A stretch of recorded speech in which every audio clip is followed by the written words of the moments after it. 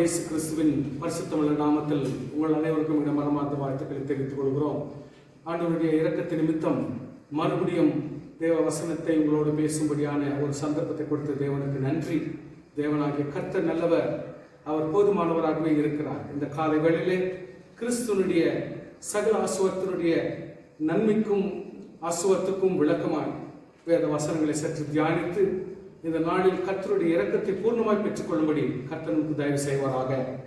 இன்றைய வேத வசனத்தினுடைய தலைப்பு ரெக்கவரி ஆஃப் காட்ஸ் சில்ட்ரன்.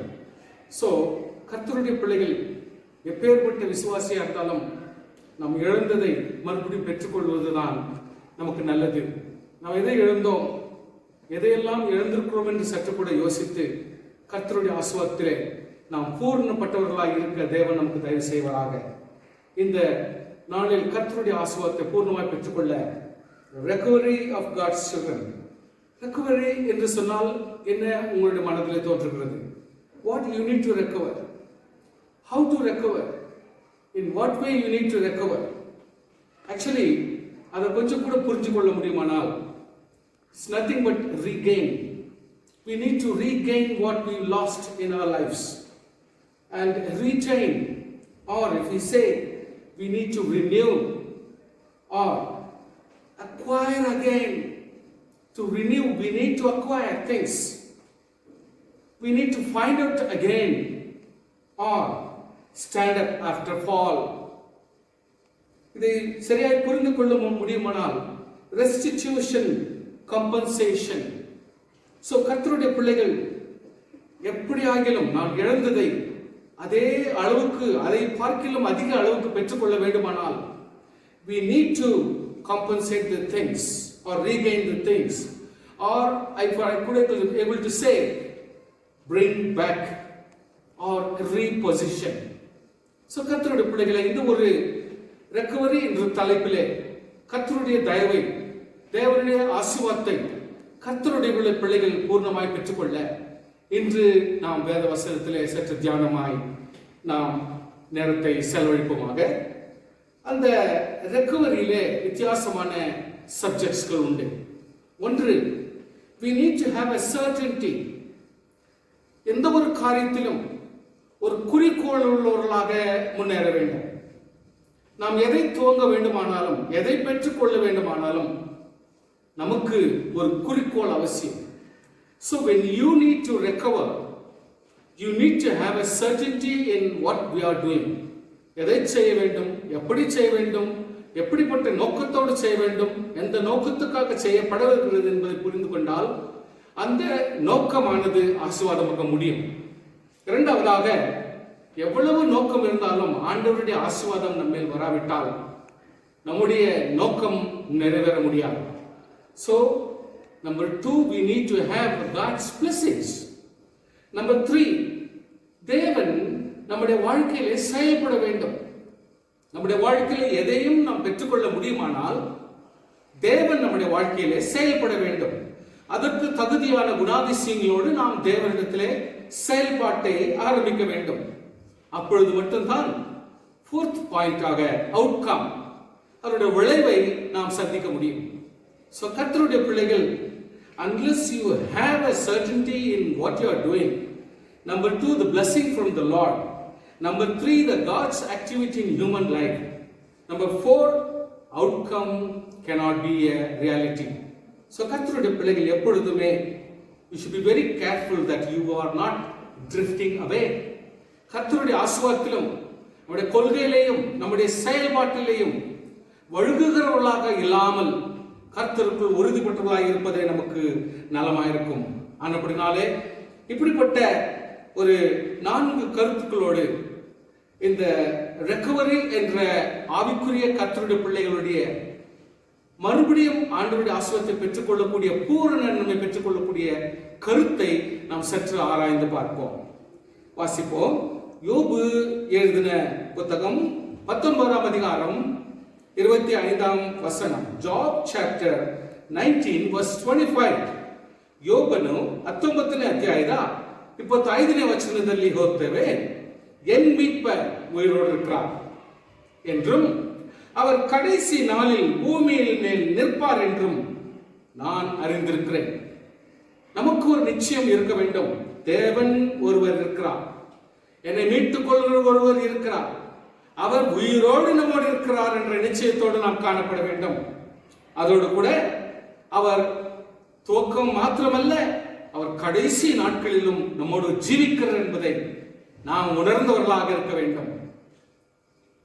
1 யோவான் 5ஆம் அதிகாரம் 18 முதல் சில வசனங்களை வாசிக்கும் பொழுது, 1 John chapter 5 from 18 onwards, ಮೊದಲನೇ ಯೋಹಾನನು 5ನೇ ಅಧ್ಯಾಯದ 18ನೇ ವಚನ ಹಿಂದೆ ಓದುವುದಾದರೆ, தேவனால் பிறந்த எவனும் பாவம் செய்யான் என்று அறிந்திருக்கிறோம். தேவனால் பிறந்தவன் தன்னை காக்கிறான், பொல்லாங்கன் அவனை தொடான்.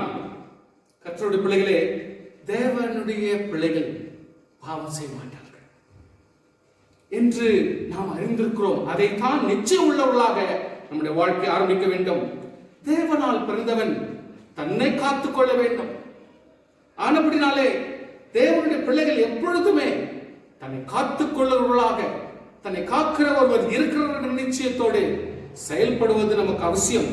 பொல்லாங்கன் ஒருபோதும் கர்த்தருடைய பிள்ளைகளை தொட முடியாது.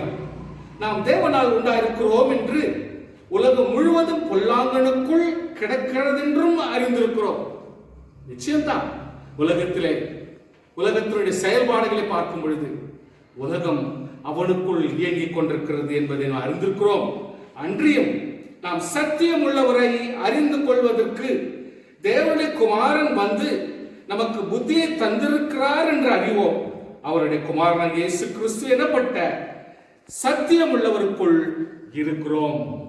ஆனபடினாலே இவரே மெய்யான தேவனும் நித்திய ஜீவனுமாய் இருக்கிறார். அவருக்குள் நாம் நிச்சயமுள்ளவர்களாக செயல்பாட்டிலே நாம் இறங்க வேண்டும்.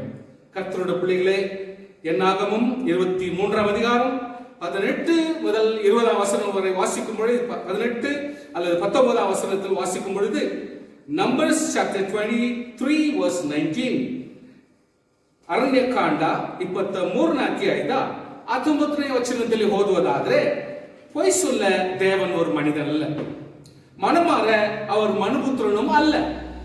அவர் சொல்லியும் செய்யாதிருப்பாரோ, அவர் வசனத்தும் நிறைவேற்றாதிருப்பாரோ என்று ஆண்டவர் குறித்து நம்முடைய முன்னோர்கள் தெளிவாகவே வாழ்ந்து காட்டினார்கள். தேவனாகிய ஆண்டவருக்குள் நாம் வாழ்கிற வாழ்க்கை நிச்சயமாகவே ஒரு வெற்றியின் வாழ்க்கையும், ஒரு புதுப்பிக்கிற வாழ்க்கையும், ஒரு ஆசீர்வாதத்தை பூர்ணமாய் பெற்றுக்கொள்ள வாழ்க்கையாக இருக்கும் என்பதை நீங்கள் மறந்து போக வேண்டாம். 2 தீமோத்தேயு 1ஆம் அதிகாரம் 12ஆம் வசனத்தில் வாசிக்கிறோம். 1 Timothy chapter 1 verse 12, ಮೊದಲ 2ನೇ ತಿಮೋಥೆಯನಿಗೆ 1ನೇ ಅಧ್ಯಾಯದ 12ನೇ ವಚನದಲ್ಲಿ ಓದುವ ಪ್ರಕಾರ, அதி நிமித்தம் நான் இந்த பாடுகளையும் அனுபவிக்கிறேன், ஆயினும் நான் வெட்கப்படுகிறதில்லை.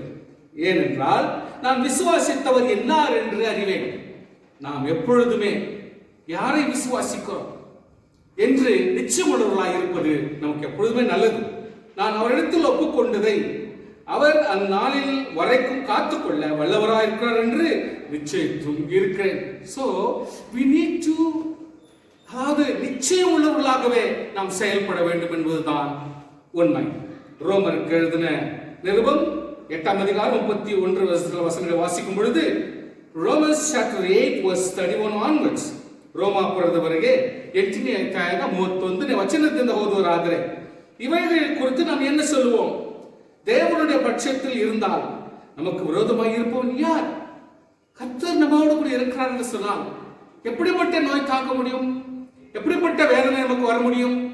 கர்த்தருடைய பிள்ளைகளை, தேவன் நம்மை காக்க போதுமானவராக இருக்கிறார்.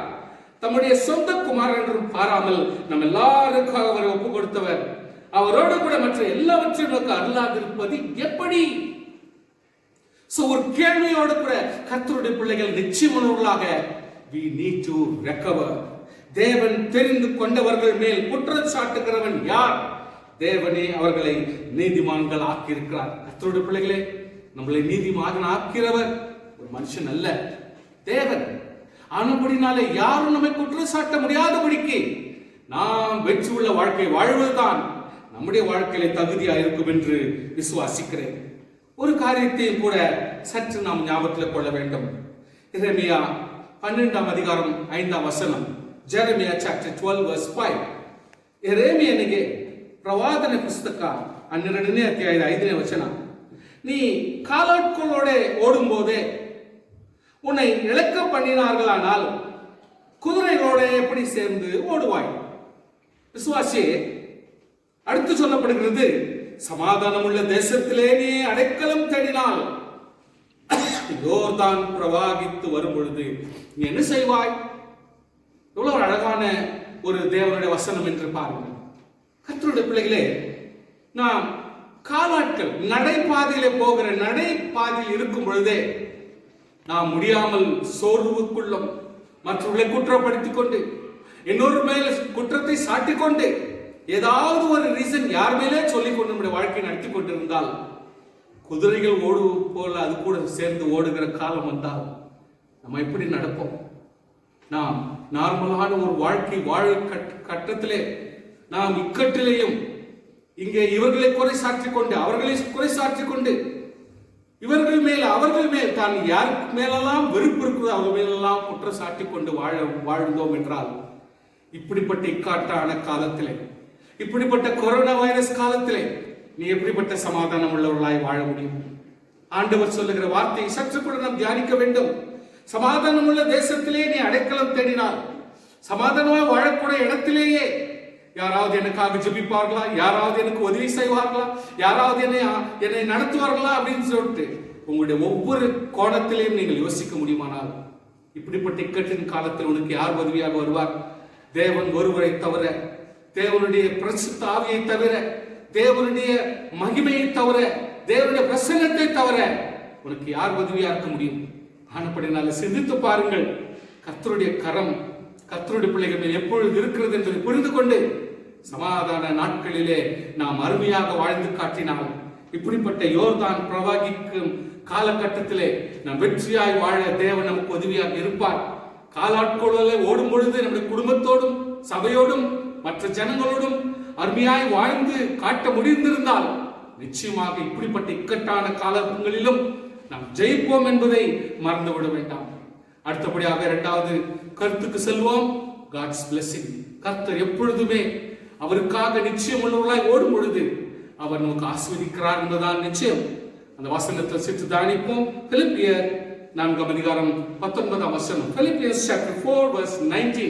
பிலிப்பதவರಿಗೆ 4ನೇ ಅಧ್ಯಾಯದ 19ನೇ ವಚನದಲ್ಲಿ ಹೇಳಲ್ಪಡುತ್ತೆ, என் தேவன் தம்முடைய ஐஸ்வரியத்தின்படி உங்கள் குறைவுகளை எல்லாம் கிறிஸ்து இயேசு மகிமையிலே நிறைவாக்குகிற தேவன் என்று நீங்கள் இன்னும் உங்களை பலப்படுத்த வேண்டும் என்று உங்களை உற்சாகப்படுத்துகிறேன். நம்முடைய தேவன் உரிமை பாராட்டுங்கள், என்னுடைய தேவன் என்கிற உரிமை பாராட்டுங்கள். அவருடைய ஐஸ்வரியத்தின்படி நம்முடைய குறைவுகளை எல்லாம் நிறைவாக்குகிறார். அந்த நிச்சயம் உள்ளவர்களாக நாம் கர்த்தருக்குள் பலப்படுவது அவசியம். James chapter 1 verse 17. ಯಾಕೋಬು 1ನೇ அதிகாரம் 17ನೇ ವಚனம். ಯಾಕೋಬನು 1ನೇ ಅಧ್ಯಾಯದ 17ನೇ ವಚನದಲ್ಲಿ ಓದ್ತೇವೆ, நன்மையான எந்த ஈவும் பூர்ணமான எந்த வரமும் பரத்திலிருந்து உண்டாகி ஜோதிகள் பிதாவிடத்திலிருந்து இறங்கி வருகிறது. So it will step down. அவரிடத்தில் யாதொரு மாறுதலும் யாதொரு வேற்றுமை நிழலும் இல்லவே இல்லை. கர்த்தர் தம்முடைய ஆசீர்வாதத்தை தம்முடைய பிள்ளைகளுக்காக வர்ஷிக்க பண்ணுகிறார். அது பரத்திலிருந்து வருகிறது, அது பூர்ணமான ஒன்று, அது நன்மையான ஒன்று, அது இலவசமான ஒன்று என்பதை மறந்துவிடவே வேண்டாம். கர்த்தர் நமக்காக செய்கிற ஆசீர்வாதங்களுக்காக ஸ்தோத்திரம். 2 கொரிந்தியர் 9 அதிகாரம் 8 வசனத்தில் வாசிக்கிறோம். 2 Corinthians chapter 9 verse 8. 2ನೇ ಕೊರಿಂಥದವರಿಗೆ 9ನೇ ಅಧ್ಯಾಯದ 8ನೇ ವಚನದಲ್ಲಿ, மேலும் நீங்கள் எல்லாவற்றிலேயும் எப்பொழுதும் சம்பூர்ணமுடையவர்களாகவும் சகலவித நற்கிரியைகளிலும் பெருகிறவர்களுமாய் இருக்கும்படியாக தேவன் உங்களிடத்தில் சகலவித கிருபையையும் பெருகச் செய்ய வல்லவராக இருக்கிறார். இதுதான் ஆண்டவருடைய கான்செப்ட். ஒரு கர்த்தருடைய பிள்ளைன்னா ஏதோ ஒரு கிறிஸ்துவ ஜீவித்தை நடத்துறோம், ஏதோ சர்ச்சுக்கு போயிட்டு வந்துட்டோம், ஏதோ ஒரு பைபிள் வாசித்துட்டோம், ஏதோ ஒரு உபவாசம் எடுத்துட்டோம், இது எப்பொழுதுமே ஒரு மனுஷனுக்கு பூர்ணத்தை கொடுக்காது. ஒவ்வொரு மனுஷனும் நாம் எங்க இருந்தாலும் எல்லாவற்றிலேயும் சம்பூர்ணம் உள்ளவர்களாய் இருக்கும்படி கர்த்தர் சகலவித நற்கையிலும் நம்முடைய செய்கிற ஒவ்வொரு கிரியைகளும் பெருகுள்ளவுமாய் இருக்கத்தக்கதாக அவர் என்ன செய்கிறாரா? கிருபையும் பெருகச் செய்ய வல்லவராய் இருக்கிறார். அவர் நம்மை இலவசமாய் கிருபையை கொடுக்கிறார். கர்த்தருடைய பிள்ளைகள் வாழ்ந்து காட்ட வேண்டும், சம்பூர்ணமாய் இருக்க வேண்டும், நன்மையாய் இருக்க வேண்டும், சகலவித நற்கிரியில் பெருகிறவர்களாக நாம் காணப்பட வேண்டும். வெற்றி வாழ்க்கை தேவனம் கொடுக்க போதுமானவராக இருக்கிறார். கர்த்தருடைய பிள்ளைகளே ஸ்தோத்திரம். Proverbs chapter 16 verse 7. நீதிமொழிகள் 16 அதிகாரம் 7 ವಚನ. ಜ್ಞಾನೋಕ್ತಿಗಳು 16 ಅಧ್ಯಾಯದ 7ನೇ ವಚನದಲ್ಲಿ ಹೋಗ್ತವೆ. ஒருவனுடைய வழிகள் கர்த்தருக்கு பிரியமாயிருந்தால் அவனுடைய சத்துருக்களும் அவனுடைய சமாதானமாக இருக்கும்படி செய்வார். எவ்வளவு நேர்த்தியான வசனம் என்று பாருங்கள். ஒருவருடைய வழிகள், நம்முடைய சிந்தனைகள், நம்முடைய செயல்பாடு, நம்முடைய குடும்ப வாழ்க்கை, நம்முடைய அலுவலக வாழ்க்கை, எந்த ஒரு செயலாக இருந்தாலும் யோசனையும் செயல்பாடும் கர்த்தருக்கு பிரியமாக இருந்தால் அவருடைய சத்துருக்களும் எந்த நோயும் அவனை தொடாது, எந்த ஒரு சத்துருவும் அவனை தொட முடியாது. ஆனால் கர்த்தருடைய பிள்ளைகள் இந்த காலகட்டத்தில் நீங்க சிந்தித்து பாருங்கள். கர்த்தருடைய பிள்ளைகளை சில நேரத்தில் யோசிப்போம், என்னங்க கொரோனா போனோம்னா ஜெபம் பண்ணுங்க. கொரோனா போணுமா பைபிள் வாசிங்க. கொரோனா போணுமா உபவாசத்திருங்க. கர்த்தர் கொரோனா போணுமா வீட்டிலே தங்கிருங்க. என்னங்க கான்செப்ட்? இது ஒன்றும் புரியல. வீட்டில் ரொம்ப போர் அடிக்குது, ரொம்ப கஷ்டமா இருக்குது, சகிக்க முடியலங்க. இது எப்படித்தான் சமாளிக்கிறதுன்னு தெரியல. ரொம்ப நாளா ரொம்ப வேதனையா இருக்குது, உடம்பே சரிபட்டு வரல. கர்த்தருடைய பிள்ளைகளை தெளிவாக புரிந்து கொள்ளுங்கள். ஆண்டவருடைய கிருபையானது அவருடைய வழிகள் கர்த்தருக்கு பிரியமாக இருந்தால், ஆண்டவருடைய சித்தப்படியும் நம்முடைய செய்ய வேண்டிய விவகாரம் நாம் சரியாக செய்தால் சத்துருக்கள் கூட அவனை தொட முடியாது. ஆண்டவர் ஒருபோதும் எந்த நோயும் எந்த ஒரு சீக்கிரமும் ஒரு விசுவாசி தாக்க முடியாது என்பதுதான் உண்மை. ஆனப்படினாலே கர்த்தருடைய பிள்ளைகள் கீழ்ப்படிந்திருப்பார்கள், கர்த்தருடைய பிள்ளைகள் தாழ்ந்திருப்பார்கள், கர்த்தருடைய பிள்ளைகள் அடங்கியிருப்பார்கள், கர்த்தருடைய பிள்ளைகள் சொல்லுகிற பேச்சை கீழ்ப்படிவார்கள். கர்த்தருடைய பிள்ளைகள் எல்லாரையும் நேசித்து தான் செய்கிற ஜெப வாழ்க்கையும் வேத வாசிப்பும் தன்னுடைய பரிசுத்த ஜீவனமும் குடும்பத்தை குறித்துதான் அக்கறையும் பொது ஜனங்களை குறித்துதான் அக்கறையும் தேசத்தை குறித்துதான் பற்றுதலையும் நிச்சயமாகவே வளர்த்திக் கொள்வார்கள் என்பதுதான் உண்மை. ஆனப்படினால் கர்த்தருடைய பிள்ளைகள் நாம் பலப்படுவது அவசியம். 1 ஏசாயா 40 அதிகாரம் 31 வசனத்தில் வாசிக்கிறோம். Isaiah chapter 40 verse 31.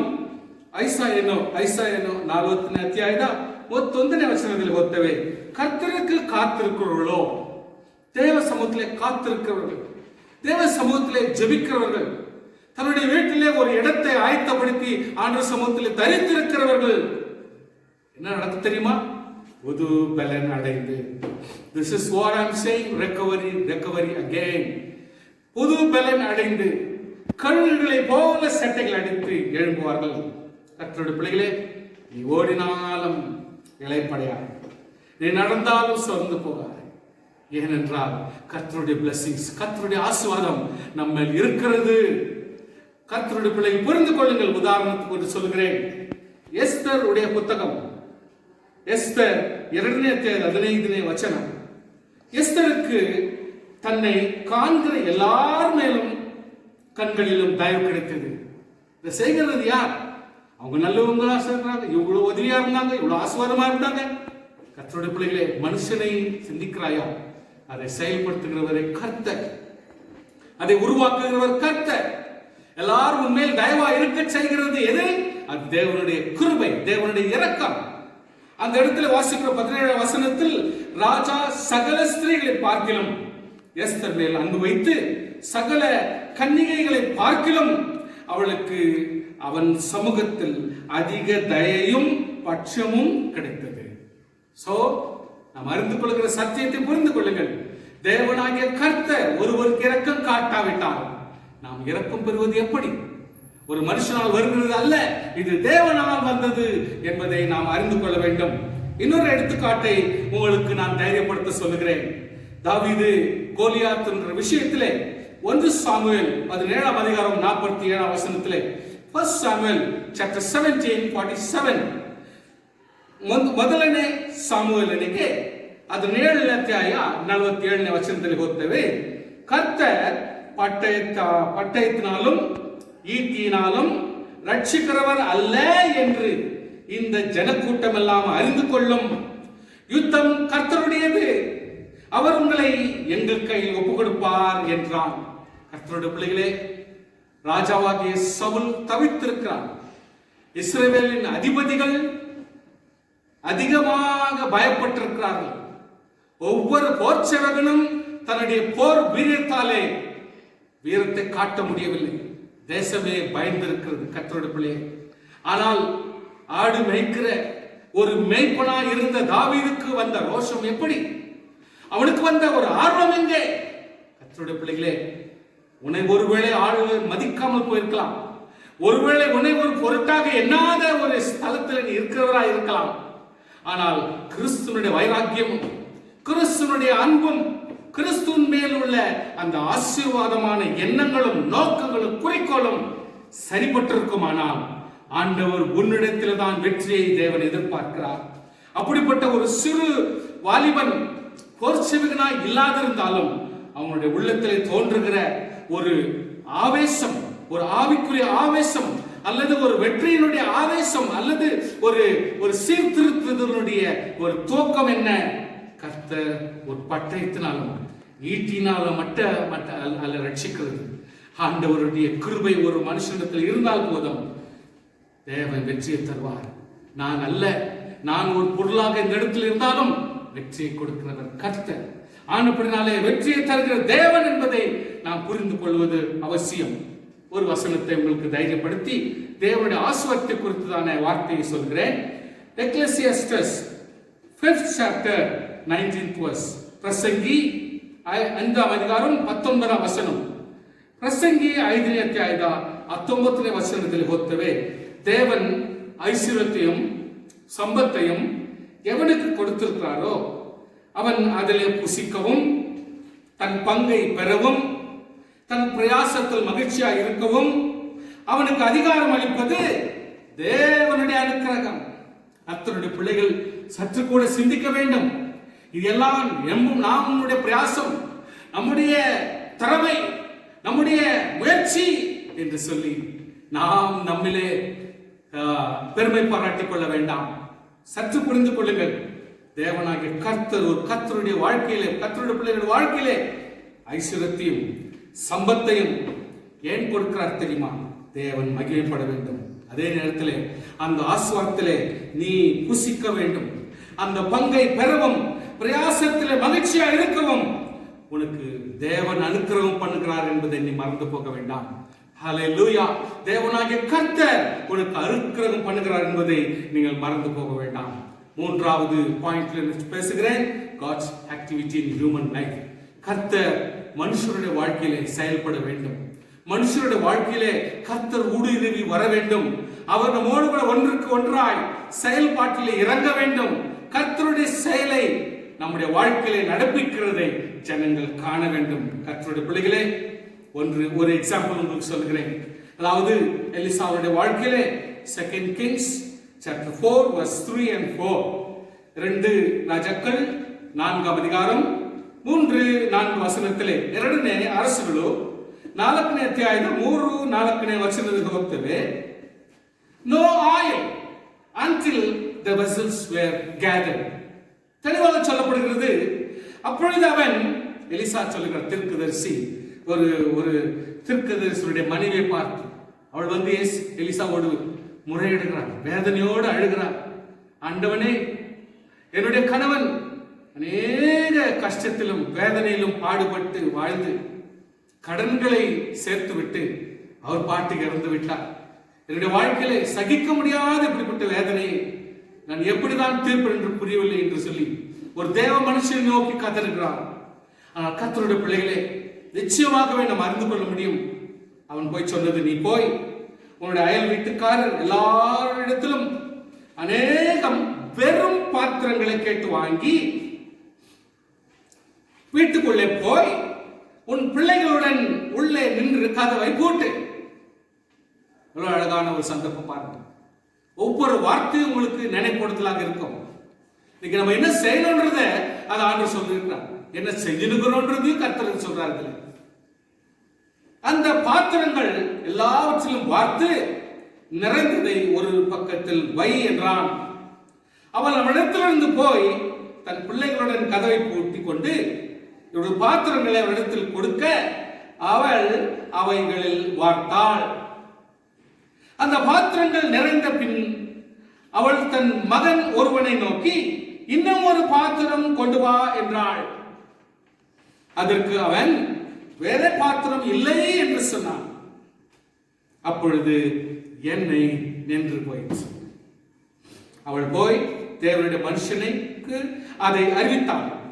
அப்பொழுது அவன், நீ போய் அந்த எண்ணெயை விற்று உன் கடனை தீர்த்து மீந்ததை கொண்டு நீ உன் பிள்ளைகளும் ஜீவனம் பண்ணுங்கள் என்றாள். கர்த்தருடைய பிள்ளைகளே, எவ்வளவு அழகான ஒரு சத்தியம் இதில் அடங்கியிருக்கிறது.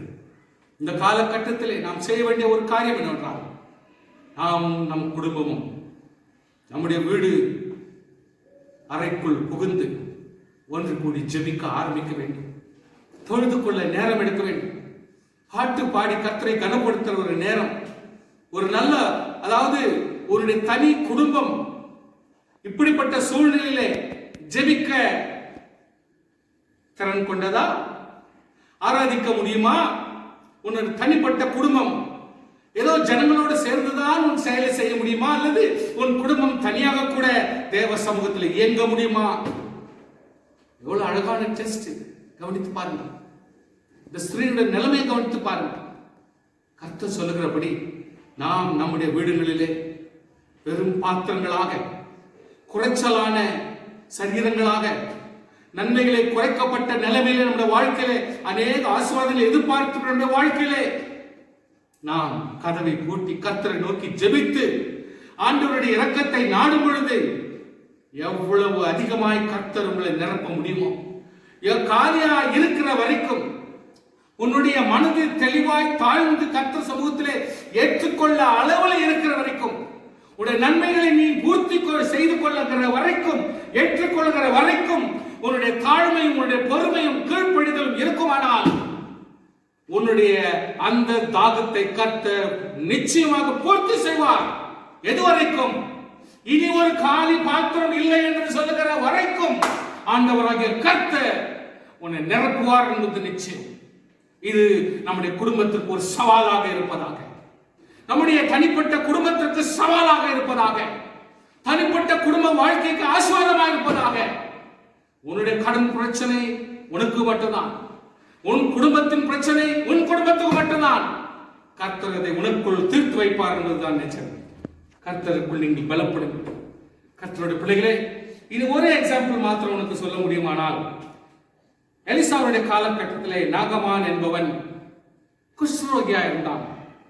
அவருடைய வாழ்க்கையிலே தெளிவாய் சொல்ல போனால், there cannot be a healing until the leper had dipped 7 times. So 2 ராஜாக்கள் 5ஆம் அதிகாரம் 10ஆம் வசனத்தில் வாசிக்கிறோம். 2 Kings chapter 5 verse 10. 2 அரசுகளும் 5 ಅಧ್ಯಾಯದ 10ನೇ வசனத்தில் ஓதுவே. அப்பொழுது எலிசா அவனுக்கு ஆள் அனுப்பி, நீ போய் யோர்தானில் 7 தரம் ஸ்நானம் பண்ணு, அப்பொழுது உன் மாமிசம் மாறி நீ சுத்தமாவாய் என்று சொன்னான். அப்பொழுது அவன் இறங்கி தேவனுடைய மனுஷன் வார்த்தையின்படியே யோர்தானில் 7 தரம் முழுகின போது அவன் மாமிசம் ஒரு சிறு பிள்ளையின் மாமிசத்தை போல் மாறி அவன் சுத்தமானான். அழகான வசனம், கவனித்து பாருங்க. அதே நேரம் எடுக்க எனக்கு சந்தர்ப்பம் இல்லை. கர்த்தருடைய பிள்ளைகளே, கர்த்தருடைய பிள்ளைகளுக்கு இந்த மாதிரி ஒரு நல்ல இன்சிடென்சஸ் நல்ல ஞாபகம் இருக்கும். இருந்தாலும் கருத்தை சொல்லுகிறேன். நம்மளே அநேக திறமைகள் உண்டு, நம்மளே அநேக விதமான ஆசீர்வாதங்கள் உண்டு. பெருமை வேண்டாம், பெருமை பாராட்ட வேண்டாம். கர்த்தர் தாழ்மை உள்ளவர்களுக்கோ கிருபை அளிக்கிறாரே, ஆனபடினால் கர்த்தருடைய இரக்கத்தை நாம் பூர்ணமாய் பெற்றுக்கொள்ள நம் வாழ்க்கையில எவ்வளவுதான் திறமைகள் இருந்தாலும் ஒரு தேவனுடைய மனுஷனும் ஒரு தேவனுடைய வார்த்தையும் ஒரு தேவனுடைய சொல் நமக்கு இப்படிதான் வாழ வேண்டும் என்று சொல்லுமானால், இப்படிதான் ஜீவிக்க வேண்டும் என்று சொல்லுமானால் நாம் கீழ்ப்படுகிறோம். கீழ்ப்படியத்தான் வேண்டும், கீழ்ப்படிவோம். அப்படி செய்யும் பொழுது நாம் ஒரு சிறு குழந்தையை போல, ஒரு சிறு பிள்ளையினுடைய சரீரத்தை போல நம்முடைய சரீரம் மாறிவிடும், ஆசீர்வாதம் புதுப்பிக்கப்படும் என்பதை நீங்கள் மறந்து போக வேண்டாம். கர்த்தருடைய பிள்ளைகளுக்கு நான் ஞாபகப்படுத்துகிறேன். ஒரு புதிய ஏற்பாட்டில் ஒரு வசனத்தை வாசிக்கிறோம். யோவான் 9 அதிகாரம் 7 ವಚனம். John chapter 9 verse 7. ಯೋಹಾನನು 9ನೇ ಅಧ್ಯಾಯದ 7ನೇ ವಚನದಲ್ಲಿ ಓದ್ತೇವೆ. ஆண்டவராகிய இயேசு கிறிஸ்து ஒரு குருடனை பார்த்து சொல்லுகிறார், நீ போய் சீலோவாம் குளத்திலே கழுவு என்றார். நம்மை போல ஒரு மனுஷருக்கு இந்த ஒரு வார்த்தை சொன்னால், ஏதோ ஒரு காரியத்தை வேலையை சொன்னால் சுலபமாக நாம் செய்து விடுவோம். ஒரு குருடனை பார்த்து சீலோவாம் குளத்திலே கழுவு என்று சொன்னால் இது மிக மிக சாத்தியமில்லாத ஒரு காரியம். காரணம், சீலோவாம் குளம் மிக ஆழமான ஒன்று. அது ஒரு சின்ன ஒரு கிணறு போல ஆழமான இடத்துல போக வேண்டிய ஒரு சூழ்நிலை. கர்த்தர் அறியாது இருப்பாரா? இதெல்லாம் தேவன் புரிந்திருக்காதா? இல்ல அதே நாட்டில் வாழ்கிற ஆண்டவருக்கு இதெல்லாம் தெரியாது இருக்காதா? ஆனால் சிலவாம் என்று சொன்னால் அனுப்பப்பட்டவன் என்று அர்த்தம் கொள்ளுகிறதே. ஆனபடினால் உன்னுடைய வாழ்க்கையில தேவனாகிய கர்த்தர் அனுப்பப்படும் பொழுது நாம் அனுப்பப்படும்படியான செயலை சந்தோஷமாக செய்வதற்கு நாம் ஏன் மாறுத்தல் சொல்ல வேண்டும்? ஏன் முறுமுறுக்க வேண்டும்? ஏன் மன வேதனை கொள்ள வேண்டும்? கிறிஸ்துவ வாழ்க்கையை ஏன் சலித்துக் கொள்கிறீர்கள்? கிறிஸ்துவ வாழ்க்கையை ஏன் முறுமுறுப்பை ஏற்றுக்கொள்கிறீர்கள்? கர்த்தர் நல்லதுக்கல்லவா செய்வார். கர்த்தருடைய பிள்ளைகளுக்கு தேவன் தீமைக்கல்ல நன்மைக்கே சாதகமாய் மாற்றுவார் என்பதை புரிந்து கொள்ளுங்கள். கர்த்தருடைய பிள்ளைகள் மிக மிக கவனத்தோடு கர்த்தருடைய வாழ்க்கையிலே யோவேல் எழுதின தீர்க்கதரிசன சிறிய தீர்க்கதரிசன புத்தகம் 2ஆம் அதிகாரம் 12ஆம் வசனத்தில் 13ஆம் வசனத்தில் வாசிக்கிறோம். Joel chapter 2 verse 12 and 13. ಯೋವೇಲನು ಬರೆದ ಪ್ರವಾದನ ಪುಸ್ತಕ 2ನೇ ಅಧ್ಯಾಯದ 12-13ನೇ ವಚನದಲ್ಲಿ, ஆதலால் நீங்கள் இப்பொழுதே உபவாசத்தோடும் அழுகையோடும் புலம்பலோடும் உங்கள் முழு இருதயத்தோடும் என்னிடத்தில் திரும்புங்கள் என்று கர்த்தர் சொல்கிறார். உங்கள் வஸ்திரத்தை அல்ல, உங்கள் இருதயத்தை கிழித்து உங்கள் தேவனாகிய கர்த்தரிடத்தில் திரும்புங்கள். காரணம், அவர் இரக்கமும் மன உருக்கமும் நீடிய சாந்தமும் மிகுந்த கிருபை உள்ளவர். அவர் தீங்குக்கு மனஸ்தாபப்படுகிறவருமாயிருக்கிறார். ஒருவர் வேதனைப்பட்டால் அவர் வேதனைப்படுவார். நீ துக்கப்பட்டால் அவர்களோடு துக்கப்படுவார். நீ சஞ்சலப்பட்டால் அவர் தீங்குக்கு மனஸ்தாபப்படுகிற தேவன் அவர். ஆனப்படினால நிச்சயம் நிச்சயம் உன்னை ஆசீர்வதிக்கிற தேவன் என்பதை நீங்கள் மறந்து போக வேண்டாம். உங்களை நான் உற்சாகப்படுத்தும்படி கடைசி பாயிண்ட் சொல்லுகிறேன். அவுட்கம், விளைவு என்ன? நம்முடைய வாழ்க்கையினுடைய விளைவு என்ன? சிந்திக்க வேண்டும். நம்முடைய வாழ்வினுடைய ஒரு ஒரு கடைசி டேஞ்சென்ஷியல் பொசிஷன் என்ன? நம்முடைய ஒரு அதாவது ஒரு வாழ்க்கையினுடைய முடிவு எப்படிப்பட்ட ஒரு முடிவு? ஒரு சந்தர்ப்பத்தை எப்படிப்பட்ட கையாளுதல் நம்முடைய வாழ்க்கையில் காணப்படுகிறது? யோசித்து பாருங்கள். we need an outcome. ஒரு விளைவு வேண்டும். we need a result. we need nth power. அதாவது கடைசி ஒரு ஆசீர்வாதத்தினுடைய ஒரு கட்டம் நமக்கு வேண்டும். அதை தான் இதற்கு உங்களுக்கு தெளிவாக புரிய வைக்கிறேன். நீதிமொழிகள் 16ஆம் அதிகாரம் 33ஆம் வசனம். Proverbs chapter 16 verse 33. ಜ್ಞಾನೋಕ್ತಿಗಳು 16ನೇ ಅಧ್ಯಾಯ 33ನೇ ವಚನ. சீட்டு மடியிலே போடப்படும். யாருக்கு சீட்டு வேணும்னு யோசித்தா அதெல்லாம் போட்டு எதனா ஒரு பாட்டில போடுவாங்க, இல்லைன்னா ஒரு மடியில போடுவாங்க. அந்த காலத்து கதை. ஆனால் காரிய சித்தியோ கர்த்தரால் மட்டும்தான் வரும். ஒரு நன்மையோ தேவ சமூகத்திலிருந்து மட்டும்தான் வரும். சீட்டு வேணுமா அப்படி இப்படி செட் பண்ணி முடிச்சிடலாம். ஆனால் ஒரு காரிய சித்தம், ஒரு ஆசீர்வாதத்தினுடைய விளைவு எங்கிருந்து வரும்? தேவ சமூகத்திலிருந்து மட்டும்தான் வர முடியும். ஆனபடினாலே நம்முடைய வாழ்க்கை ஒரு தேவனாலே வருகிற ஒரு வாழ்க்கையும், தேவனிடத்திலிருந்து வருகிற வாழ்க்கையும், தேவனால் கொடுக்கப்பட்ட ஒரு வாழ்க்கையாய், ஒரு சந்தோஷமான ஒரு வாழ்க்கையாய் இருக்க தேவனுக்கு தயவு செய்வாராக. ಧರ್ಮೋಪದೇಶ ಕಾಂಡ 25ನೇ ಅಧ್ಯಾಯ 15 ವಚನ. Deuteronomy chapter 25 verse 15. உபாகமம் 25ஆம் அதிகாரம் 15 வசனத்தில் வாசிக்கிறோம். உன் தேவனாகிய கர்த்தர் உனக்கு கொடுக்கும் தேசத்தில் உன் நாட்கள் நீடித்திருக்கும்படி குறையற்ற சுமுத்திரையான நிறைகளும் குறையற்ற சுமுத்திரையான படியும் உன்னிடத்தில் இருக்க வேண்டும். கர்த்தருடைய பிள்ளைகளே, சுமுத்திரையான கல் ஒரு கேஜினா it should be 1000 grams தெளிவாக இருக்க வேண்டும். அதைதான் கர்த்தர் தெளிவாக சொல்லுகிறார்.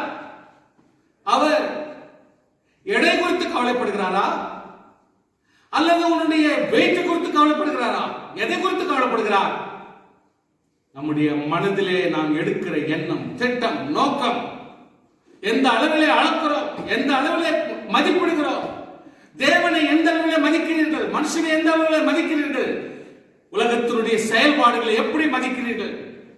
நீங்கள் அளக்கிற அளவு என்ன? சமுத்திரையான அளவாக இருக்க வேண்டும். ஒவ்வொரு சந்தர்ப்பத்தையும் மிக தெளிவாக நாம் அளக்க வேண்டும். கர்த்தருடைய வார்த்தை முன்னிட்டு சொல்லுகிறேன், நாம் எதை செய்தாலும் கர்த்தருடைய சித்தத்தின்படி சுத்தமாயும் தெளிவாக நாம் இருக்கிற வண்ணமாகவே யோசிக்க வேண்டும். மனது வந்தது போல பேசாதிருங்கள், பேசுவதற்கு துரிதப்படாதிருங்கள். சற்று யோசித்தே பேசி பாருங்கள். நம்முடைய வாழ்க்கையில பல காரியங்களை சாதிக்க முடியும். கர்த்தருடைய பிள்ளைகளுக்கு ஆசீர்வாதம் நிச்சயமா நம்மிடத்தில் உண்டு என்பதை மறக்க வேண்டாம். Are you drifting away? ஆசீர்வாதத்தினுடைய நன்மையை விட்டு வழுக்குகிறவர்களாக இருக்கிறீர்களா? Are you drifting away from the spiritual life? உங்களுடைய ஆவிக்குரிய வாழ்க்கையை விட்டு நான் சரிந்து போனவனாய் காணப்படுகிறீர்களா? இந்த சத்தியம் ரொம்ப ஸ்ட்ராங்கா இருக்குதுப்பா. இதெல்லாம் யாரால கைப்பற்ற முடியும்? யாரெல்லாம் இதெல்லாம் உபதேசத்தெல்லாம் ஏற்றுக்கொள்ள முடியும் சொல்லிட்டு இந்த வாழ்க்கையில சோர்வா இருந்து போக்காய் ஏதோ கொஞ்சம் கேட்டு வாழ்க்கை கிறிஸ்துவ வாழ்க்கை என்று சொல்லி நடத்தி கொண்டிருக்கிறோமா? Can you please think again? Can you please think it over again? 2 பேதுரு 1ஆம் அதிகாரம் 5ஆம் வசனத்தில் வாசிக்கிறோம். 2 Peter chapter 1 verse 5. 2 பேதுரு 1ನೇ அத்தியாய 15 வசனத்தில் இப்படி இருக்க நீங்கள் அதிக ஜாக்கிரதை உள்ளவர்களாய் உங்கள் விசுவாசத்தோட தைரியத்தோட ஞானத்தையும், ஞானத்தோட இச்சையடக்கத்தையும், இச்சையடக்கத்தோட பொறுமையையும், பொறுமையோட தேவபக்தியும், தேவபக்தியோட சகோதர ஸ்நேகத்தையும், சகோதர ஸ்நேகத்தோட அன்பையும் கூட்டி வழங்குங்கள். எடுத்த உடனே நான் தேவ அன்பாகவே இருக்கிறேன், நான் தேவனுடைய அன்பாகத்தான் வாழ்ந்து கொண்டிருக்கிறேன், ஏதோ நம்மளால் முடிஞ்சு செஞ்சிட்டோம், நான் தேவனுடைய அன்பாகவே இருக்கிறேன் அப்படின்னு சொன்னா, கர்த்தருடைய பிள்ளைகளே, ஒரு மனுஷன் தேவ அன்பை பெற வேண்டும் என்றால் அதுக்கு எத்தனை ஸ்டெப்ஸ் கர்த்தர் கொடுத்திருக்கிறார் பாருங்க. விசுவாசிகள், அதாவது ஒரு பரிசுத்தவான்கள் எப்படி நமக்கு விளக்கி சொல்கிறார் என்றால், ரொம்ப ஜாக்கிரதை உள்ளவர்களாய், அதிக ஜாக்கிரதை உள்ளவர்களாய் என்ன செய்யணுமா? நமக்கு விசுவாசம்ன்றதை ஒண்ணு தேர்ந்தெடுக்கணும். ஒரு ஆவிக்குரிய விசுவாசம் என்றதை ஒண்ணு தேர்ந்தெடுக்கணும். ஒரு கிறிஸ்தவ விசுவாசம் என்பதை முதலாக தேர்ந்தெடுக்க வேண்டும். அதை ஒரு நிச்சயத்தோடு தேர்ந்தெடுத்த பிறகு தைரியத்தோட, எப்ப விசுவாசம் நமக்கு உறுதிப்படுமோ, ஆவிக்குரிய ஒரு தைரியம், தேவனுடைய ஒரு தைரியம், ஒரு வெளிப்பாடுடைய தைரியம், சொப்பனத்தினுடைய தைரியம், தீர்க்கதரிசனுடைய தைரியம், வேத வசனத்தினுடைய தைரியம், ஆவிக்குரிய ஆண்டவருடைய தைரியம் நமக்கு ஏற்படும். ஒரு மனுஷனுக்குள் தன்னை குறித்ததான நிச்சயமும் தைரியமும் வரும். எப்பொழுது ஆவிக்குரிய தைரியம் வருகிறதோ தேவ ஞானம் வரும். தேவ ஞானம் ஒரு மனுஷனுக்கு கொடுக்கப்படுமானால், தேவ ஞானத்திலே அவன் அதிகமாய் பலப்பட முடியுமானால், அவன் நிச்சயமாக இச்சை அடக்கம் உள்ளவனாக மாறுவான். What is இச்சை அடக்கம்? உலகத்தின் இச்சை, மாமிச இச்சை, பொருளால் உண்டான இச்சை, நான் என்கிற இச்சை, காரியங்களை சாதித்தோம் என்கிற இச்சை, பலவிதமான இச்சைகள் உலகத்தில் காணப்படுகிற சகலத்திலும் ஒரு கண்ட்ரோல் தேவைப்படுகிறது. ஒரு இச்சை அடக்கம் தேவைப்பட வேண்டுமானால் ஒரு மனுஷனுக்கு விசுவாசம் இருக்க வேண்டும், ஆவிக்குரிய தைரியம் இருக்க வேண்டும், தேவ ஞானம் இருக்க வேண்டும். ஞானம் இருந்தால் மட்டுமே ஒரு இச்சை அடக்கத்தை ஒரு மனுஷன் பெற்றுக்கொள்ள முடியும். அந்த இச்சை அடக்கம் உள்ளவன் மட்டும் தான் பொறுமையோடு வாழ கற்றுக்கொள்வான், பொறுமையோடு வாழ்ந்து காட்டுவான். தன்னுடைய வாழ்க்கையில் பொறுமை அவசியம் என்று அவன் யோசிக்க வேண்டிய கட்டம் எப்பொழுது வந்து சொன்னால், இப்படி படிப்படியாய் பலப்படும் பொழுது மட்டுமே. அவன் பொறுமையை கடைபிடிக்கும் பொழுது தேவனுடைய பக்தி தனக்குள்ளாய் தானாய் வரும். அது வரும். தேவனுடைய பக்தி தானாய் வரும். ஐயா, கர்த்தருடைய பிள்ளைகளே, ஒரு மனுஷனுக்கு விசுவாசம் இருக்குமானால் கர்த்தருடைய தைரியம் வரும், ஆவிக்குரிய தைரியம் வரும். ஆவிக்குரிய தைரியம் வருமானால் தேவ ஞானம் வரும். தேவ ஞானம் வருமானால் இச்சை அடக்கம் வரும். இச்சை அடக்கம் வருமானால் அவனுக்கு பொறுமை வரும். ஒரு பொறுமை வருமானால் நிச்சயமாக அவனுக்குள் தேவனுடைய ஒரு பக்தி ஒன்று ஆரம்பிக்கும். உலகத்தில் சராசரியாய் எந்த மனுஷனிலும் அவன் ஆவிக்குரிய மனுஷனாய் காணப்படுகிறபடினால் உலகத்தில் எல்லாருக்கும் பக்தி உண்டு. பக்தி எல்லாம் ஒரே சராசரியான பக்தி ஆகிவிட முடியாது. தேவ பக்தி இருக்க வேண்டும். நிச்சயமாய் உயிர்த்தெழுந்த தேவ பக்தி இருக்க வேண்டும். உயிர்த்தெழுதில் வல்லமையின் தேவ பக்தி இருக்க வேண்டும். அப்போ தேவ பக்தி இருக்குமானால் அவன் நிச்சயமாகவே சகோதர சிநேகம் உடையவராக மாறுவார். சகோதர சிநேகம், எல்லாரையும் தன்னை போல பாவிக்கிற ஒரு எண்ணம், நியாயப்பிரமாணத்தை கடைபிடிக்கிறது போல எல்லாரையும் தன்னை போல பாவிக்கிற ஒரு எண்ணம், எல்லாருக்கும் உதவியாக இருக்க வேண்டிய எண்ணம், எல்லாருக்கும் ஜெபிக்க வேண்டிய ஒரு எண்ணம், எல்லாரையும் தன்னுடைய கஷ்டம் எவ்வளவோ அவ்வளவு கஷ்டம் அவர்களுக்கு இருக்கும் என்று புரிந்து கொள்கிற எண்ணம் வந்துவிடும். கர்த்தருடைய பிள்ளைகளே, சகோதர சிநேகம் நமக்கு வந்துவிட்டால் தேவ அன்பு நமக்கு நிறைந்துவிடும். இந்த தேவ அன்பு இருந்தால் மட்டுமே ஒரு மனுஷன் நித்திய ஜீவனை ஏம் பண்ண முடியும்.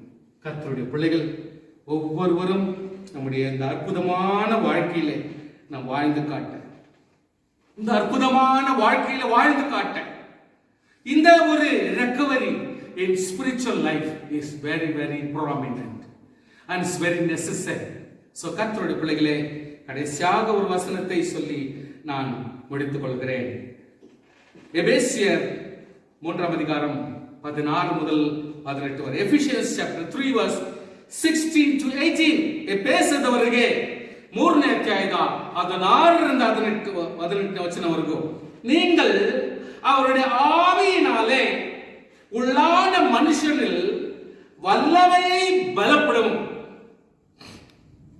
விசுவாசத்தினாலே கிறிஸ்து உங்கள் இருதயங்களில் வாசமாய் இருக்கவும், நீங்கள் அன்பிலே வேரூன்றி நிலை பெற்றவர்கள் ஆகி சகல பரிசுத்தவான்களோடு கூட கிறிஸ்துவனுடைய அன்பின் அகலம் நீளம் ஆழம் உயரமும் இன்னதென்று அறிந்து அறிவுக்கு எட்டாத அன்பை அறிந்து கொள்ள வல்லவர்களாகவும் தேவனுடைய சகல பரிபூர்ணத்தினால் நிறையப்படவும் அவர் தமது மகிமையினுடைய ஐஸ்வரியத்தின்படியே உங்களுக்கு அனுக்கிரகம் பண்ண வேண்டும் என்று வேண்டிக் கொள்கிறேன் என்று பவுல் சொல்றார்.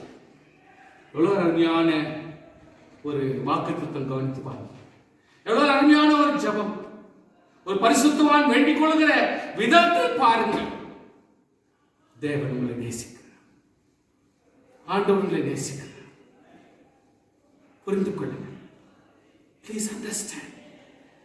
தேவனை பூர்ணமாக அறியாதவருடைய எத்தனை மரணம், எத்தனை அகோலமான காட்சி, எத்தனை வேதனை, எத்தனை வாழ்க்கை இழப்பு, இதெல்லாம் சிந்தித்து பார்த்தால் மனுஷனுடைய வாழ்க்கை இவ்வளவுதானா?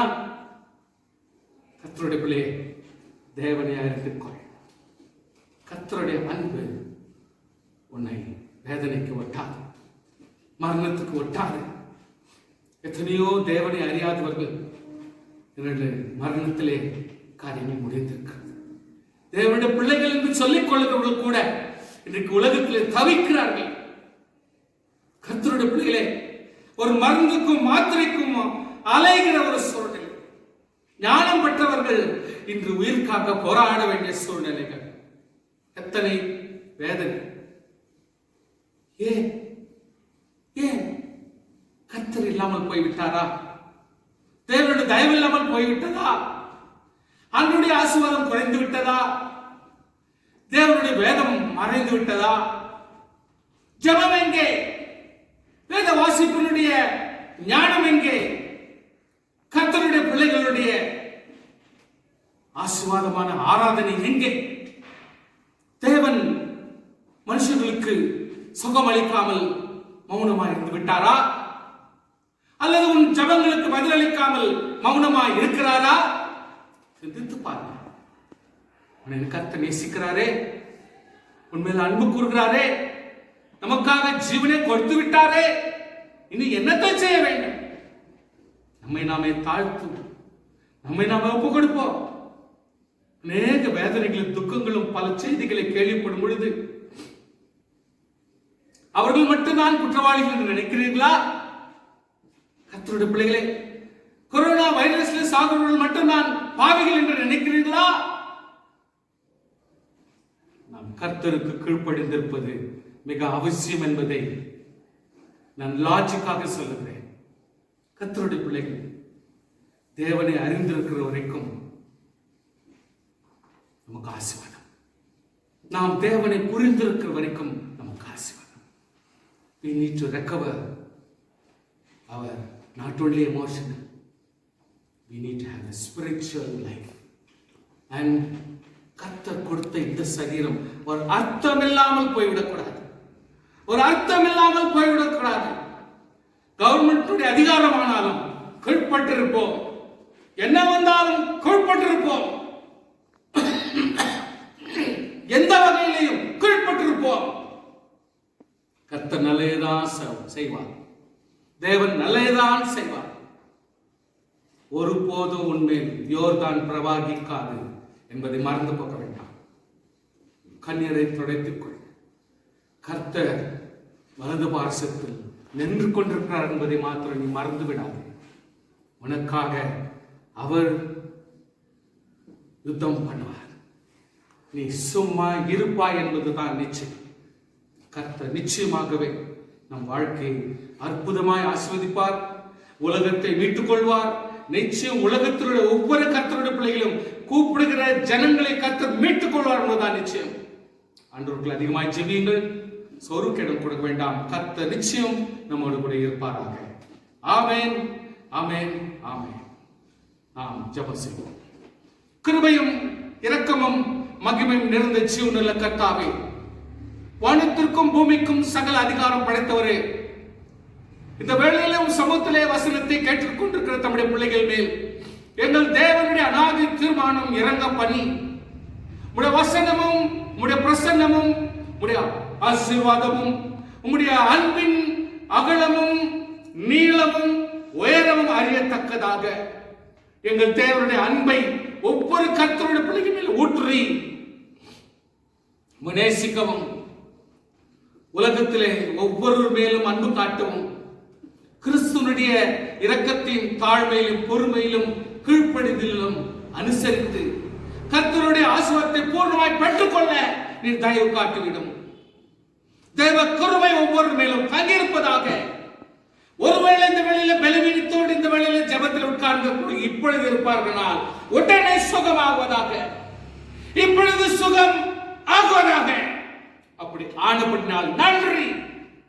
தேவனுடைய தொழில்களால் குணம் நீர்கள் என்று சொல்லப்பட்டதே.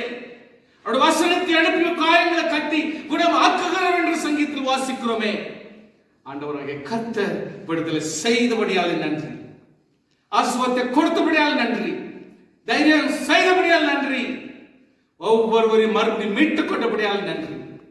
எங்களை தாழ்த்துகிறோம், வழிநடத்தும் இயேசு கிறிஸ்துவின் நாமத்தில் ஜெபிக்கிறோம் எங்கள் நல்ல பிதாவே. ஆமென். என் ஆத்துமாவே கர்த்தரை ஸ்தோத்திரி, என் முழுவதுமே பரிசுத்த நாமத்தை ஸ்தோத்திரி. என் ஆத்துமாவே கர்த்தரை ஸ்தோத்திரி. கர்த்தர் செய்த சகல உபகாரங்களையும் என்றென்றும் மறவாதே. நம்முடைய கர்த்தராகிய இயேசு கிறிஸ்துவினுடைய கிருபையும் பிதாவாகிய தெய்வத்தினுடைய அன்பும் பரிசுத்த ஆவியானுடைய அந்யோன் ஐக்கியமும் இன்றும் என்றும் சதா காலங்களிலும் நம் அனைவருடன் நிலைத்திருப்பாராக. ஆமென்.